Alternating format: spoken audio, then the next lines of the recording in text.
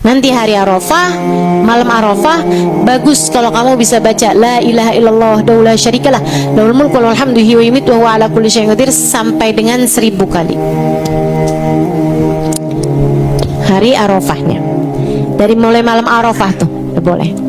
Sedikit sekalian yang saya muliakan, selain daripada itu apalagi hari Arafah, ya, selain daripada puasa, silahkan baca surat Al-Ikhlas 1000 kali. Bacanya hari Arafah, jadi habis subuh tuh. Sebab kalau malam namanya bukan hari, namanya malam. Nah kalau ini hari Arafah, baca surat Al-Ikhlas dari pagi hari itu hari Arafah sampai dengan 1000 kali. Usahakan selesai sebelum asar.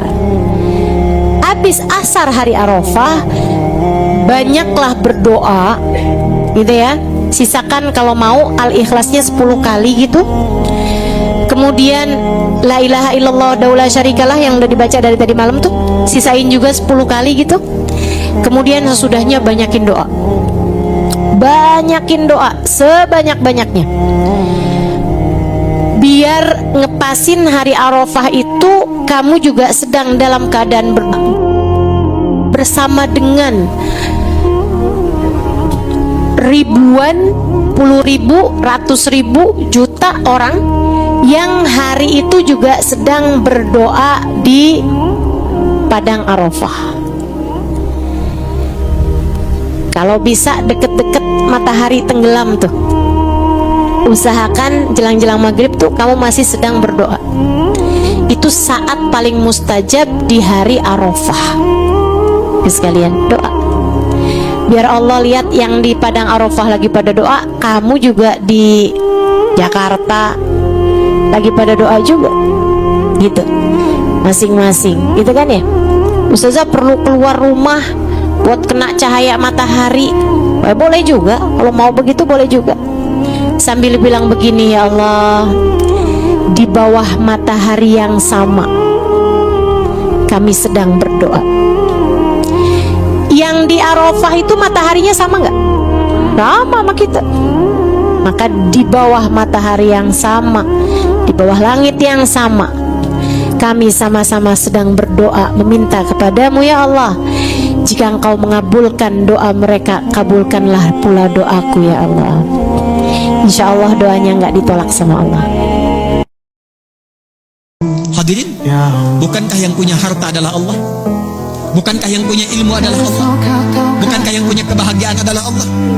Tapi menariknya, kita tahu, kita menyadari yang punya ilmu Allah, yang punya harta Allah, yang punya kebahagiaan Allah. Tapi kita yang mengatakan itu semua adalah milik Allah, jauh dari Allah. Bagaimana semua itu bisa diraih?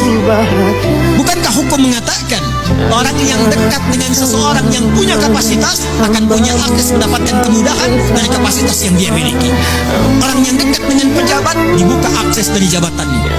Orang yang punya kedekatan dengan orang yang punya harta dibuka kelapangan untuk mendapatkan bagian dari hartanya. Hukum itu berlaku. Seseorang yang dekat dengan Allah, apa yang sulit bagi Allah untuk melimpahkan kepada hamba-Nya.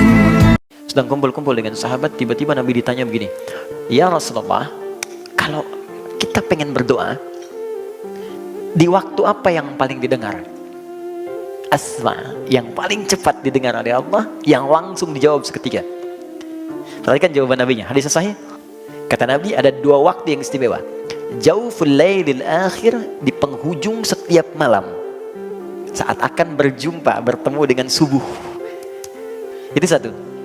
Yang kedua, duburis shalawatil mafruḍah atau maktubah, di setiap penghujung sholat fardu, akhir sholat fardu. Ingat, bukan sholat sunnah ya, letaknya sebelum salam.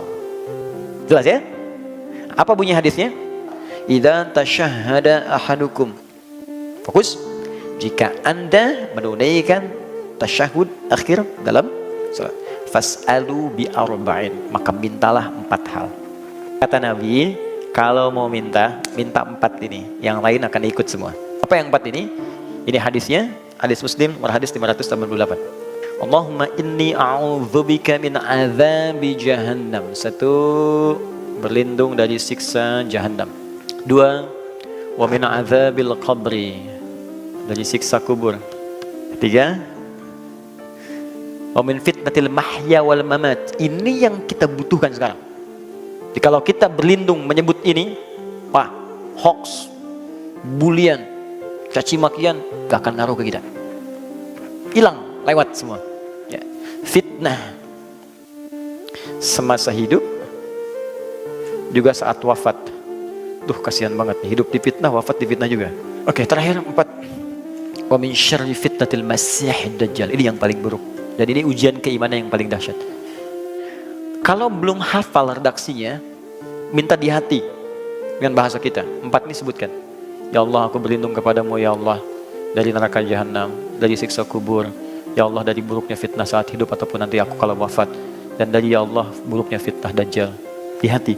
Tapi usahakan sambil kita menghafal, membaca, sampai nanti kita bisa tahu cara bacanya sesuai dengan petunjuk Nabi. Kita lafadzkan itu. Allah itu baik banget sama kita. Allah gak pernah menolak doa kita, walaupun kita sering menolak panggilannya. Allah panggil kita, hayya 'alas shalah, kita pura-pura gak dengar. Hayya 'alas shalah,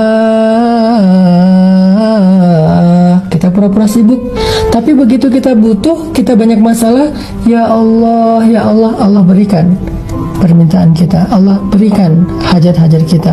Allah gak nolak kita, meskipun selama ini kita nolak panggilan Allah. Kurang baik apa? Makanya jangan sia-siakan kebaikan Allah. Jangan sampai kita rugi karena Allah yang maha baik kita abaikan. Karena Allah yang memberikan kita banyak kesempatan, tapi kita lewatkan kesempatan-kesempatan itu. Maka kalau kepada ayah bunda kita atau pasangan kita, kita merasa sangat cinta dan ingin berbuat baik kepada mereka, apalagi kepada Allah yang lebih perhatian, lebih setia, lebih baik kepada kita dari siapapun.